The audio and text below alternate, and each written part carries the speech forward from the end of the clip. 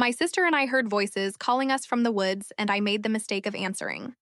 I cut off a small lock and handed it over. The second I did, they gave me fruit. I ate it without thinking, and I can't explain it other than something in my head flipped. It wasn't just good, it was intense, like it filled a space I didn't know was empty. I kept eating until my mouth hurt, until my lips felt raw, and even then I wanted more. When it was gone, the craving hit immediately, sharp and overwhelming, and they were already backing away like the deal was finished. They disappeared into the trees, repeating, come by, but it didn't sound friendly anymore. It sounded like a reminder. I walked home alone with a fruit pit still clenched in my hand, feeling shaky and restless and weirdly hollow all at once. When I reached the gate, my sister was waiting for me. She knew something was wrong immediately. She started scolding me for staying too long, for not listening, for lingering near the woods. She told me a story about another girl who took what was offered and slowly wasted away because she could never find them again. She wasn't trying to scare me. She was scared herself. Instead of telling her the truth, I brushed it off. I told her she was overreacting.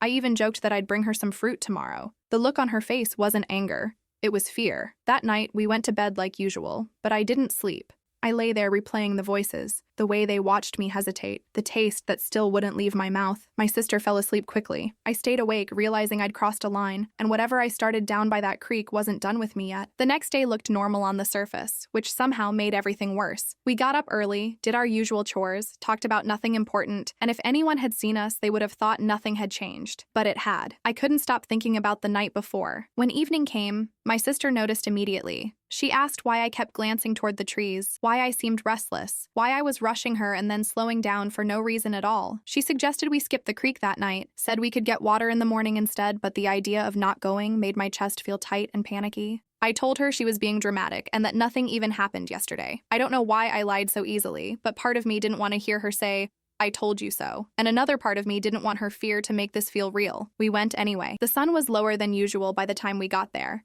and the air felt heavier. We stood by the water longer than we should have, listening. Nothing. No voices. No movement. I felt a flash of relief followed almost immediately by disappointment, which scared me more than the fear ever had. My sister noticed the silence too and said it was a good thing that we should leave while we could. I told her to wait, just for a minute, because I was sure they'd show up any second. They didn't. Not that night, or the next, or the one after that. We kept going back, and every time the creek stayed quiet. My sister seemed calmer with each passing evening, convinced whatever had been happening was over. I wasn't calmer. I was unraveling. The craving got worse the longer they stayed gone. I stopped eating properly, stopped sleeping, stopped helping around the house. I'd sit for hours staring at the wall, replaying the way the fruit tasted, convinced that if I just listened hard enough, I'd hear them again.